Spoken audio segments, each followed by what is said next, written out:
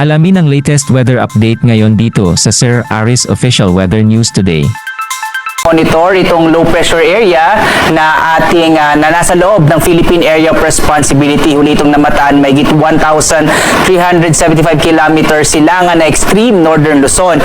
Base sa ating mga pinakahuling datos, nakikita natin na itong low pressure area na ito ay malaki yung tsansa na maging bagyo ngayong araw. Pero posible din yung senaryo na ito ay palabas na ng Philippine Area of Responsibility. So magbibigay po tayo na update kung ito bang low pressure area na ito ay magiging bagyo sa loob ng Philippine Area of Responsibility. Ang pangalan ng susunod na bagyo na mabubuo sa loob ng Philippine Area of Responsibility or papasok ng Philippine Area of Responsibility ay letter D na po tayo. So, Dindo. Ang itong low pressure area na ito ay wala namang direktang epekto sa anumang bahagi ng ating bansa. Hindi niya rin masyadong napapalakas ang habagat at ang southwest monsoon o yung habagat nga ay nakaka-apekto partikular na sa kanlurang bahagi ng Luzon, sa Luzon at dito rin sa may bahagi ng Kabisayaan. Ngayong araw, malaki yung tsansa ng maulap na kalangitan na may mga pag-ulan lalong-lalo na sa bahagi ng Ilocos Region, gayon din dito sa may western section ng Central Luzon, itong area ng Zambales at Bataan.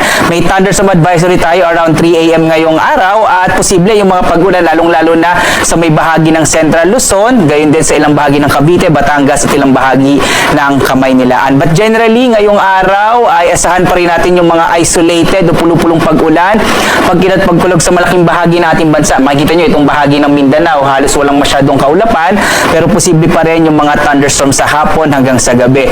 Sa sunod na ilang mga araw, asahan pa rin natin yung epekto ng southwest monsoon o habagat, lalong-lalo na dito sa may Ilocos Region, kaya posible medyo maulap pa rin yung kalangitan sa mga susunod na araw.